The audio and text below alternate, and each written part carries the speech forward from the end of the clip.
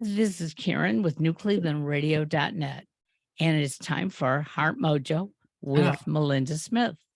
And Melinda has a very interesting guest for us. For those of you in the community or even outside our community who are thinking about care for yourself or a family member, um, it's it's really confusing, isn't it, Melinda? It's not like It we once is, thought it it is. was. Well, you have to think about the process as you move forward with aging.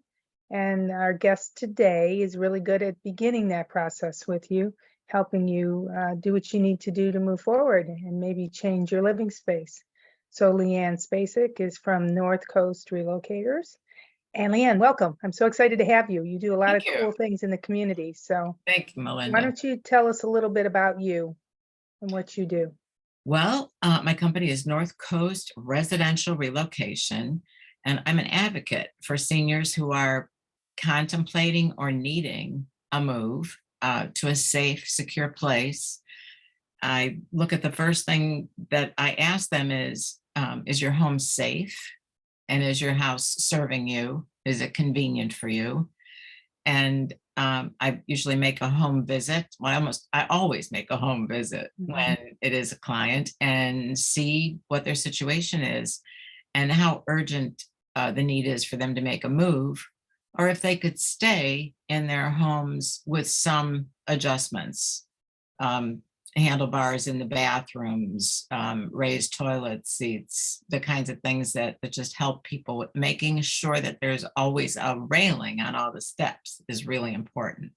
So those kinds of things. But if they really do have a need to move on, my work is to actually help them build a roadmap so that they can move forward and find a place that is most appropriate and fitting for them based on their needs, physical, emotional, financial, budgeting, and get them into a good place. It's a transition. It's a Right. passage in our lives. Although, and particularly the financial piece, I think is daunting because the cost of moving into an assisted or independent living even, Mhm. it's quite a bit up there. So they have to weigh, do you help them weigh the cost of moving or trying to update their home? Or they just sometimes they have to go? You know, um, it's such a good question, and it's so complex to answer because they what if somebody really wants to move and they're saying, I can't move, it's too expensive, and I'm living in my house for free. I've had a lady who was living in a $400,000 home and she's saying, but I live here for free, why would I go over there? And I have to ask, do you pay taxes? Do you pay homeowners insurance? Do you have to have repair? I'm having a repair on the side of my house today. A fella came over and looked at where some of the soffit blew off during the storm at the holiday time. So what I like to do is take the old Ben Franklin T and say, these are the pros and these are the cons. And also, here's what it costs me to live in my house. Really, my taxes, my insurance, my landscaper, the snowplow remover, and all that stuff. Utilities, thank you. And then on the other side, maybe it's 3,000, maybe it's 4,000, maybe it's 5,000 a month. But when they see that if they sell their home, and 400,000, not everybody has that. Let's go more realistic, say 150 to 200,000 if they own a home. If they sell that house, round numbers, 200,000, then they have $2,000 a month for the next 8 to 10 years. Combining that with their Social Security, pension, any savings that they might have, all of a sudden they say, oh my gosh, I do have $4,000 cash flow a month if I use the equity in my house. And then they see where it's possible. It's possible to make the leap. For people who don't have a house and who don't have money, it's a much more difficult situation, but then there are past programs and Medicaid that also helps. And do you help push them in that direction, give them that information so they can move in that direction if they can't move into something that's $3,000 or $4,000 a month? Absolutely. And there are places here in Cleveland that serve the population that Mhm. doesn't own a home that's saleable, or is currently living in an apartment and has very, very limited funds.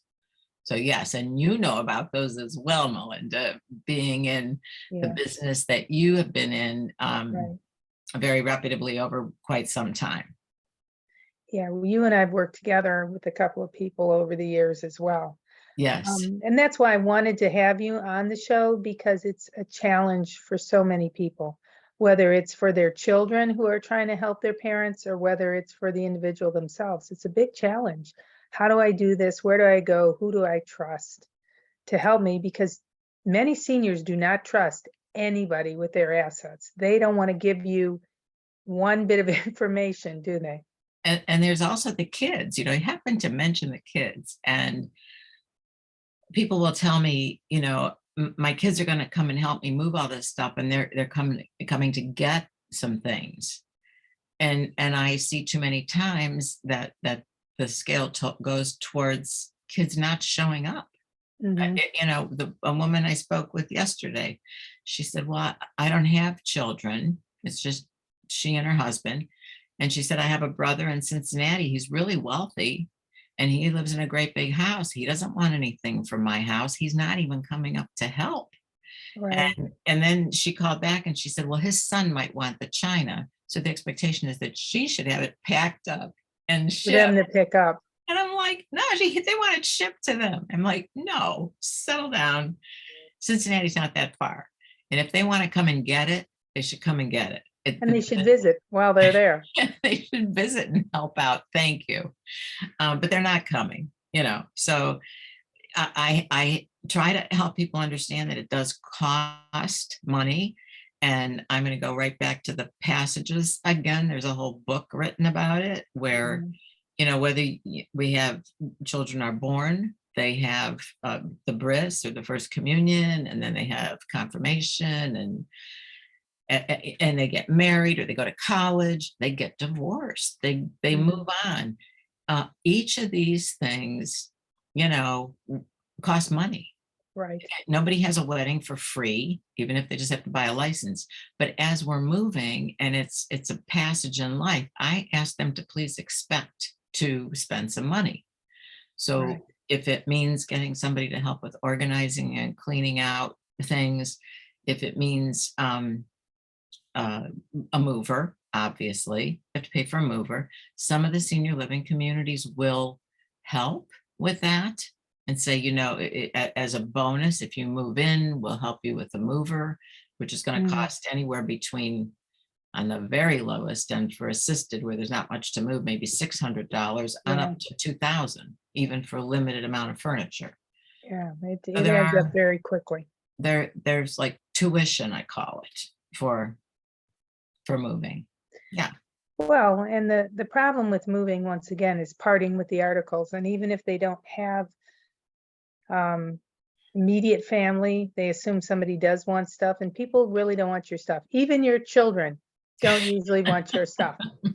And I'm a case in point. My kids aren't even married yet. I'm Mhm. like, don't you want this? Don't you want that? No. And I saved it all this time thinking that they would want it, and they don't. So I think it's you help them with that realization, I imagine. Well, you've heard me speak before, Melinda, to a group, and so if it's appropriate, I mention like case study the kids, and can you identify with any of these? And we talk about Debbie Diamonds, who lives in California. And if you do have anything over a 2-carat diamond in a platinum setting, she's willing to take that. But as far as, your colander or your china, she's not doing that. And then there was Patty Peaches, who lived in Southern Ohio. And we call her Patty Peaches because she cans peaches. And everything in her house is wooden, stick kind of furniture, stickly kind of furniture. And the children go to the crunchy granola school. Very minimalist. She wants nothing from Mhm. my house or your house. And then we talked about Herbert Hoarder. Herbert his apartment is full and he already has 2 cars parked in your backyard. And Mom, can I come and bring this car over? It's really good. I'm going to restore it and it's going to be so good. We're going to make money. That's Herbert Horder. And then there might be the one kid who lives around the corner and actually comes and helps cut the grass. And they've never had china or crystal glasses. And they're going, yeah, we want that. Can we have these things? So, that's 1 out of 4 Right. that might actually be gracious. And sometimes I've told the kids privately, just take it. You can always get rid of it. Yeah, make them feel better. Yes, you want it and you're going to take it. I don't care what you do with it once you get outside the house and back to your house, but at least give your parents the satisfaction that they have offered you this and you have accepted it. It's And funny. I value just said that to my children, my own children. I Really? said, look, I saved this for you. I'm going to give it to you. We're going to sit down. We're going to divide it. What you do with it after you take it to your place, just don't tell me. Take it. And really, once you give something, it's not yours anymore. That's right. You gave it away. Exactly. So it is their right to do what they choose with whatever it might be. Well, and it's different. Kids are different today. I mean, there was a whole generation where I won't even use the word valued it, more like they needed it. Things were passed on. Mhm. You didn't want to buy a new one because this one was still good. Today, everybody wants a new thing. Oh my Nobody God. uses China. Nobody. I don't know I one can't- person that uses China.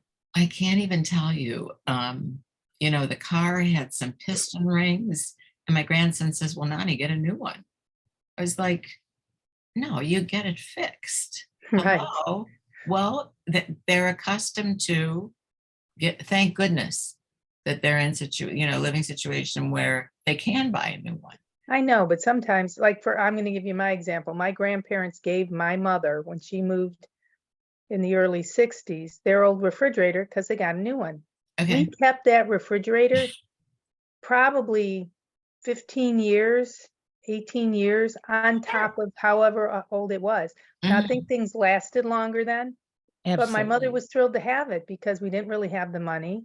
And Yeah. so lifestyles are different today and things are designed to break, Oh, right? tell me. Yeah. But I Yeah. would think people want new.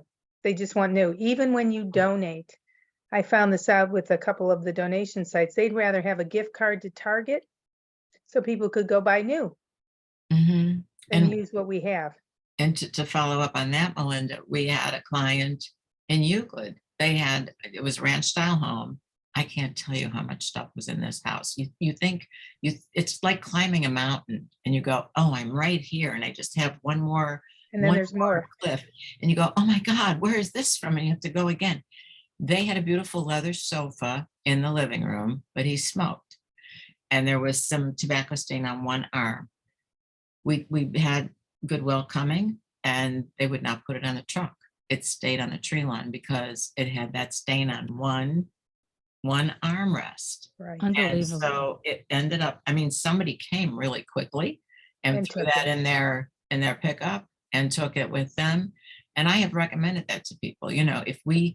If we can't use a company, there are companies in town here who help with transitions, caring transitions, smooth transitions, transitional design, and I'm not promoting any of them, but some of them will actually pick up items if they are Mhm. saleable, and they've got to be perfect. They Right. got to be perfect. And most people's things, if they've had them for a while, are not perfect. Right. And I try to tell people, if there are poor people who are going to the Goodwill, they don't want a t-shirt with yellow stains on it. They want a t-shirt that they can wear and be proud of, Right. even if they got it at Goodwill or Salvation Army or wherever they're shopping. We need to understand that, it's not the place for trash. It's the place for things that we don't need that are still in good condition. Well, putting things on the lawn, that worked for me when I moved. I can't tell you how many people they waited. You could see they drive by, they saw the truck. And especially a lot of lawn items. Oh, They went yes. real quickly because I moved in a location where I didn't need the shovels and the rakes. And Yeah. you don't really donate those to Goodwill, right? So if you just put them out there, someone picks them up. But Habitat for Humanity will Yeah, take those tools. They want tools and rakes and things, and they'll send the guys out, and there's no charge for that. But I ask people to give them a tip, give them a gratuity, because these are guys that aren't making much money right. and loading up that truck to take your stuff away. So I ask them to do that. So once you talk to them and Uh-huh. they're saying, yes, Lee-Ann, I'm with you. Help me get rid of these things. What's your next step? Okay, our next step is to, we want the house to be clean so that we get the best return, the best price for the house. And I have two separate realtors. And to me, this is totally important, Melinda, to I not agree. just say, oh, we're going to, refer this to this agent. I asked two different agents to go out to interview and to price the house, to give the client a reasonable expectation for what that house should be listed and what it should sell for. Each of those realtors also interviews with the client or clients, and maybe it's a family meeting, and the son and the daughter and who maybe the attorney wants to hear what's going to go on. But I tell them, don't be afraid, because nobody's going to ask you to sign something and sign here and you're going to be locked in. No, they're coming to interview. So speak to each of these parties, each of these realtors, and then they will do the report and send it to me. I will review the reports against the data that I pull up from the multiple listing service. And then and if I have questions about anything that the realtors reported, I call them. And then I take that data all combined and consolidated back to the client and discuss it with them and ask them who they like better. Like, who would you rather have a cup of coffee with? Like, Right. regardless of pricing, who do you think you can communicate with? And then they tell me, and then we work through it and discuss the value of the house, what we will be expecting. And then they make the decision on which realtor they want. So they have a sense of control, which is really important, to respect their dignity. And I work with that agent through the entire process, ensuring communication with that client and their support system, and also right through to making sure that they get their funds, their proceeds after closing. So it's a whole process of managing and monitoring the real estate transaction, because I'm a licensed broker. And my background is in real estate, relocation, and management. So once you get through the real estate process, you've sold the house. In the meantime, are you helping them find a place to move to? well, that's a good question. There are specialists, experts that do that, locators who locate the senior living community that these people might want to move to. But because of my experience and the network that we have done, I pretty much know most of the communities out there and what the affordability is and what kind of amenities they have. And usually people want to be within 5 miles, maximum 10 miles of where they currently live, or near a relative. So I had a person recently who was in Broadview Heights, and they actually moved to Canton, North Canton, because that's where Wow. their son is. Okay. So they kept saying, they were going to stay on the near west side and where the place is there. But then when I got the son involved and learned that they wanted to be near, he insisted, I've got to take him every place. I'm not driving from Canton up to Broadview Heights when they could be right here. So they ultimately, and it was interesting. The reason that I said to him, what do you think was the turning point, that tipping point for your parents to make the decision to move? Because he had some memory issues. She had knee surgery. They were expecting another surgery. And I was like, oh my gosh, you're in a split level home. Gotta go. Once I sat down with them, he had a great job with a manufacturing company. She had always been an executive assistant. They had some money. Mhm. It wasn't, they said, we can't afford those big fancy places. Once we did, here's the money you're going to get from your house. Here's Roger's pension. Here's your Social Security. You can go to one of the best places out there until you're 105. Wow. Well, that was a good asset, because I know how much things cost. So to To be Yes. there for, 20 years is an amazing amount of money to have available. I think we have a whole generation, again, being frugal. They've been frugal most of their life. Yes. Oh my gosh, So yes. they're thinking, oh, I can't spend the money, or I want to leave the money to children. That's my favorite. Oh, yeah. Because, the money's for you. Isn't that why you worked? Mm, right. And you need to have that conversation with them. I need to have that conversation with them. And so many people, their kids are better off than they are, making more Mhm. money than mom and dad ever made, just because of the generational gap.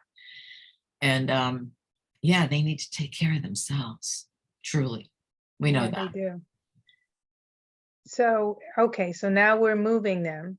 Mhm. We may have found a place. How do you wrap this up with them? Do you stay involved? Are there other areas that you work with them? I move them through the process uh, to get to the place where they're going to be happy. And once they're in the hands of that uh, service provider at the senior living community, I leave that with them. But mostly, I keep in touch with a lot of the clients that I work with, because we kind of become friends. Yeah, We sure. have conversations, and there's a gentleman over at Summit Point right now. He's a real car buff. And I had the opportunity to spend a great part of a day with him and his sister as I was leaving and they were leaving the house after the movers left. They were in the driveway and he went, this is a car buff. She went to start the car and the battery was dead. Oh my goodness. And, I'm parked in the street and I can hear this. And I thought, this is why, we as women were sitting in the parking lot waiting for our friends to get safely into their car and get it started before we pull away. Right. Here, Mr. Carbuff has every tool in the garage you can think of, including a battery starter. Sure. So we all get out of the cars and we go in the garage and plug it in and get the car started. And then I followed them to the gas station and made sure that they were on their way. I mean, they're just lovely. And so they stay in touch. I sent them a holiday card with a big red pickup truck on the front. And he called me. I like this card. It's a That good was one. cool. Yeah.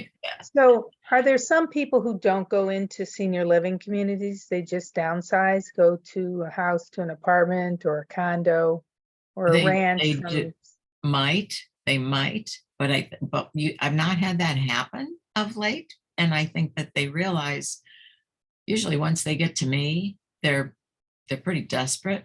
They're needing help. They're needing guidance. They're needing to do something already. And one of the things I talk about is those hermit crabs, the Mhm. hermit crabs that walk sideways on the beach. Mhm. I thought that they grew another shell, but they don't. They move. they move. They find another shell and get in one that fits.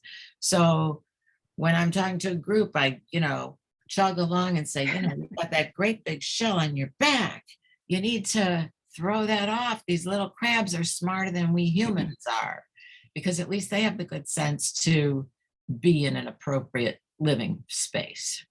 Yeah, they do. I've had many a hermit crabs, and you have to have a lot of shells in there so they can Really? move. Ah, Yeah, they switch whenever they feel like it. They switch to one, oh my whether God. they grow or they just want to change, they will do that. Interesting. Well, my business, it's a unique set of services. As a licensed broker, there aren't any licensed brokers that delve into the whole process like this, getting two price opinions. This is what I used to do for corporations, for corporate executives.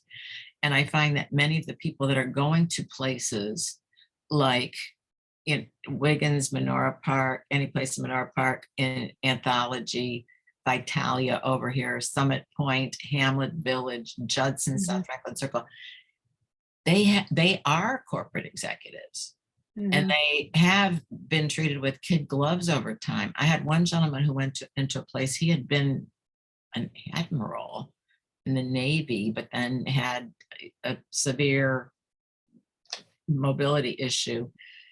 He went into, we did everything well, but when he got to the place, nobody knew who he was, who he had been. Right. And there were women at the dining table who said, oh, that's Alice's spot. You can't sit there. He was so hurt and mortified because as an officer in the Navy, people would compete and vie to, get a place at his table. And here somebody was telling him, no, you can't sit there. So I reported this and I said, I can't believe this. There's got to be a system or a welcome table at this particular place, which they then instituted a welcome table so that a newcomer would have friendly faces around him Right. or her. Yeah. Well, that really should be the job of the community, to know who their residents are, know their residents' history, so they can share that with other people and put, Exactly. for example, one of my locations had a gentleman who spoke Italian. Oh, yeah. And the more upset he got, the more Italian he spoke, right? If he was concerned or whatever. And I did my very best to hook him up with some people to speak to that would speak Italian. Yeah. I That's mean, all part of the humanity of it, of caring about people and standing by them, speaking out for them when they need a little acknowledgement and recognition. well, and you're moving them, but you're also staying their advocate, which says a lot for you. And it's not just about getting them there and getting them moved and being done. You Right. maintain a Oh. relationship because these are people. Yes, It's not just a dollar. It's not just moving somebody. These are people. they are people. And speaking of, it's not just the dollar. I have to admit, when I think about my business plan and how I get paid, it's less than ideal. So my clients don't pay me a fee for this consulting and guidance. I get paid through a referral fee from the broker that actually sells the house. So for all the activity that I perform prior to the closing of the house, that sale, I'm doing that basically gratis, getting paid at the end. And it works out well when they sell the house with one of my selected agents who I trust and know Right. are going to do the job. But they don't have to So pay anything extra over and above the commission they were going to pay anyway. how long does it take the average person? Once you start with them, how long does it take from start to finish? That's a really good question. And it can go from over here to over here. And if somebody's ready and emotionally and mentally healthy and saying, we're about to move, and they have a reasonably habitable house, it can go 30, 60 days and they can be in the new place and the house can be sold and everything can be done. When I do sit with people, I say, what's your timeline? What's your urgency? 30, 60 days, a year, 2 years down the road. How scared are you? Are you going to go 2 years or 3 years? We're not going anywhere. They're going to take me out of here feet first, is what they say. And you've heard that. I have. So, of course. And somebody who I've been working with over a year. Which is what made me think of asking the And he's question. still in his house and he's still saying, well, I don't know. And And he can move. He can afford to of move. course, he can afford to move. And here's the other thing. Where's the point where he's suffering some self-neglect? Mhm. And where's the point where I need to make a report, basically, to one of the agencies? And it's interesting, the agency actually referred him to me to say, help him get out of the house. He needs to move. And I'm calling them and giving feedback and saying, he doesn't want to go. And I don't know that he's capable of making that decision on his own. So you get a lot of pushback from the family. So I remember when my mother moved to assisted living, she didn't really want to go. And my brothers, both living out of town, kept saying, she's doing fine here. We'll just get somebody to drop in. And it was like, no, we all live out of town. We can't do that, because what if that so-called person who's dropping in doesn't show up or doesn't show up at the right time?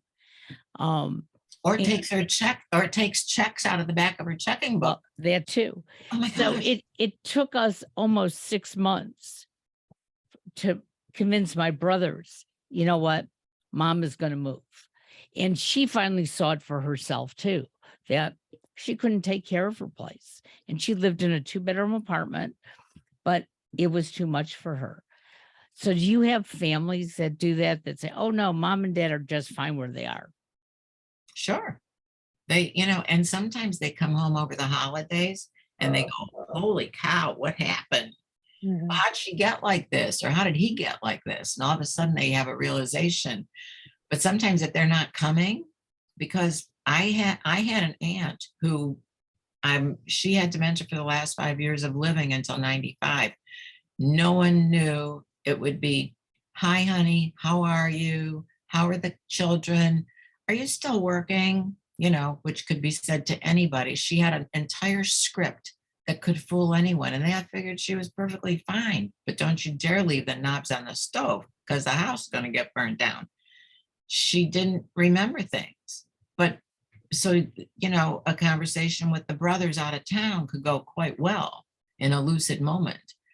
And then reality after they hang up. Right. And sometimes there are disagreements about that. Yeah. Or all the kids could be saying, we want you to move, mom and dad, like the one I told you about in Broadview Heights that moved to Canton. All the kids were pushing. That was for 3 years. That was for 5 years. The daughter emailed me 5 years ago on an ad I had in the local paper. And then she left the country. And every year I would call them in the spring and say, how you doing? Or I'd call at the holidays. And that was a record, that 5-year one. That was your longest? That was a record, that 5 That was going to be one of my questions too. What's your longest? Yeah, that 5-year one. Get somebody to move. Yeah. And the quickest one was, a month. They go, boom, I'm moving. And they would call the mover, they take their stuff over and they're on their way. When you get there, is there a certain personality that you notice that, falls into the bracket of somebody who's going to move quickly or somebody who's not going to move quickly? Is there something that you see in the average person? Probably the answers to the questions that I ask. And it might even be, why did you call me? Why are we here? Because do you have any intention of moving? And again, what's your timeline? What's your urgency? Why are you moving? Does somebody else want you to do this or do you want to do this?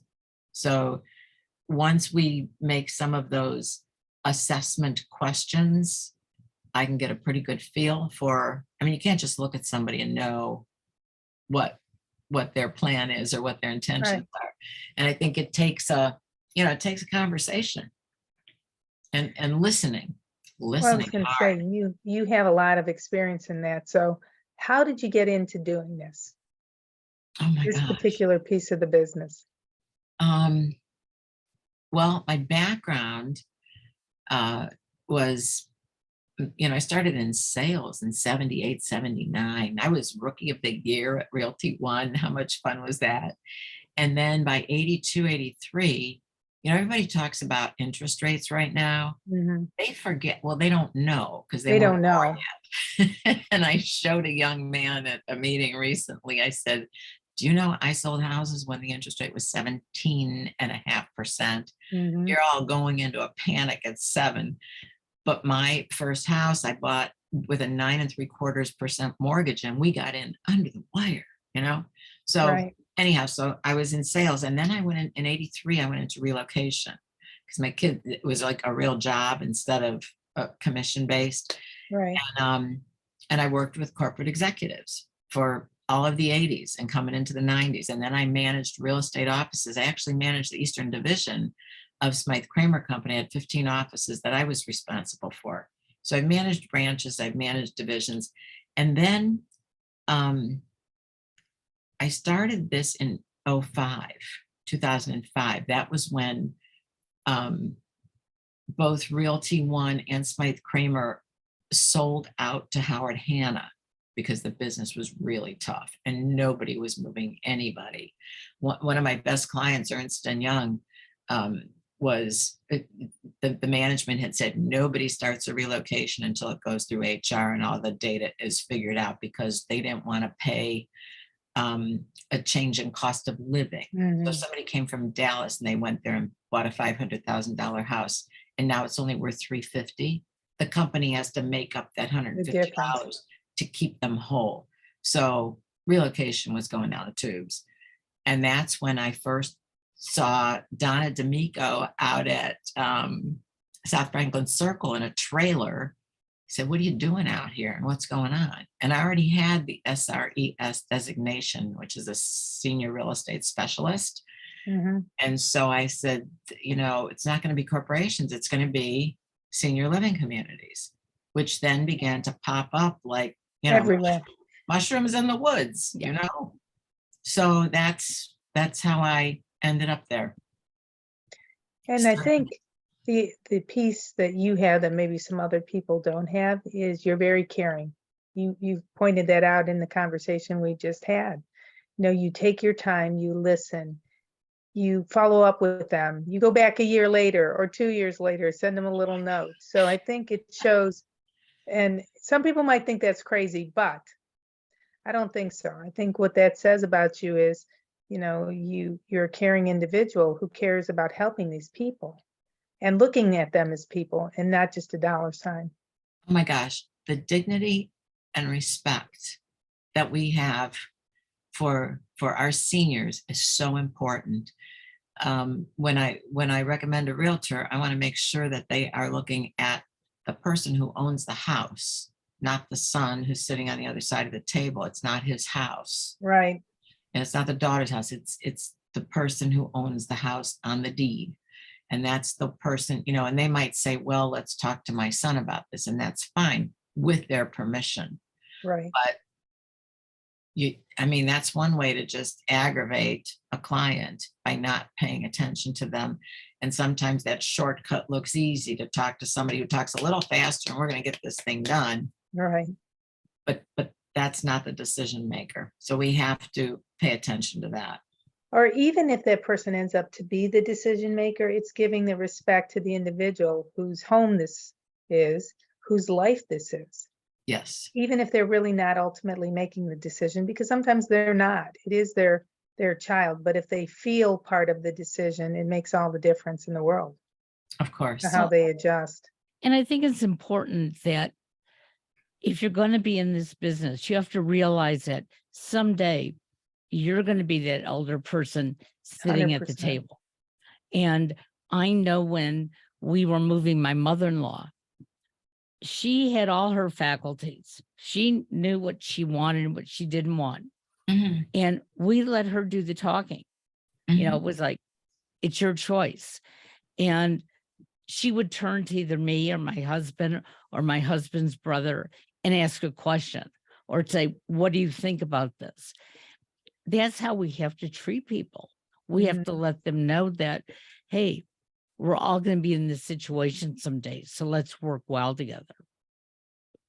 Yes, I agree, Karen. And we used to have, I used to teach the ethics course for the realtors as a continuing education. And I remember saying, you know, it's about the golden rule, but more than the golden rule, it's about the platinum rule, which is not, you know, do unto others, but it's do unto others as they would want done unto them.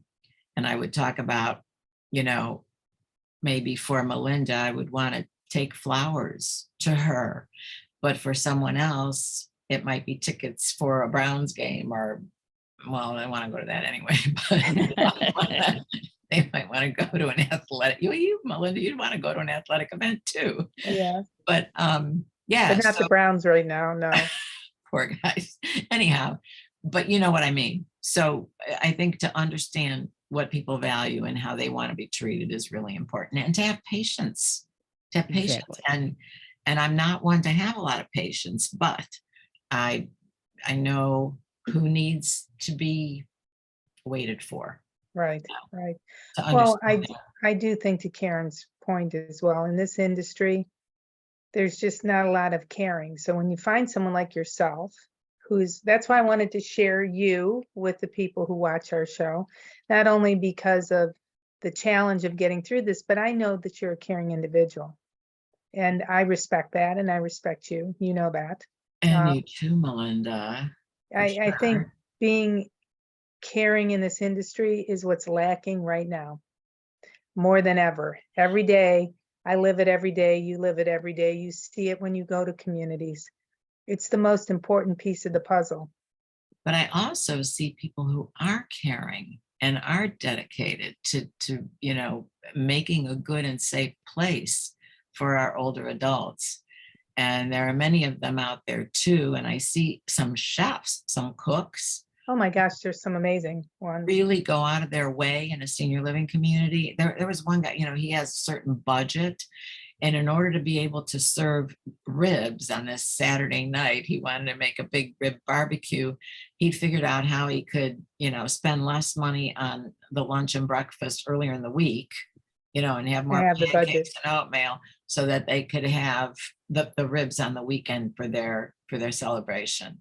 And it's funny, food is very important Oh, in yes. to seniors. Like one of their they could have a place that isn't as shiny as long as the food's good.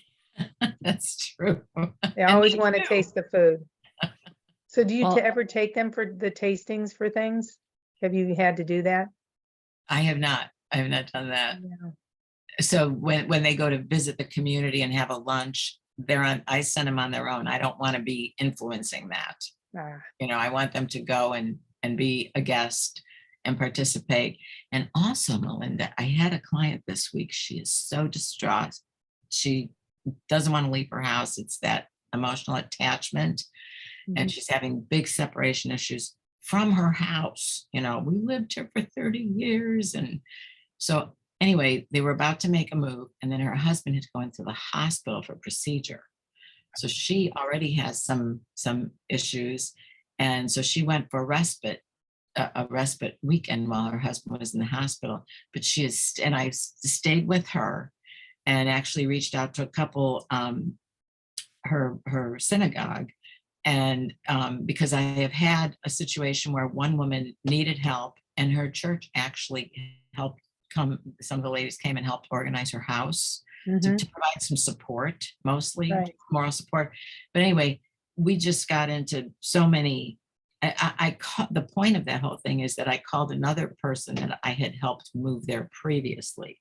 And I said, could you go see Mrs. Smith, Mrs. So-and-so, fake name, and check in on her? Would you mind just going to say welcome, that, we're here and we're good people and we'd like you to join us. And she did. That was Saturday afternoon. So while this person was in the respite apartment, taking advantage of that because she couldn't be at home alone without her Right. husband, another resident went and welcomed her. And, And I'm sure that was huge, made a big difference. Absolutely. it did. So Lee-Ann, we only have a couple more minutes left. So tell everyone how they can reach out to you, your website and email or phone, whatever you'd like. Thank you. Please, my name again is Lee-Ann Spacek. My company is North Coast Residential Relocation. The website is northcoastrelo.com. So that's easy, northcoastrelo.com. And my phone number, and that is open, it's cell phone, and I answer it myself, 216-513-6800. And I'll repeat that, 216-513-6800. And I would welcome any calls or questions about how to move through the process, or even if somebody's just thinking about it, Well, you got to start somewhere, and you will be a great asset to anybody who starts to work with you. Absolutely. So And I promise to be, Melinda and Karen. you will be. Thank you. I appreciate you being on today. And anybody that's looking for help, give her a call. Thank you We'll both. be able to help you. Thanks. And we'll put all the information in the show notes, so there's no excuse not to be able to find it. So Yep. Excellent. have a great day, everybody.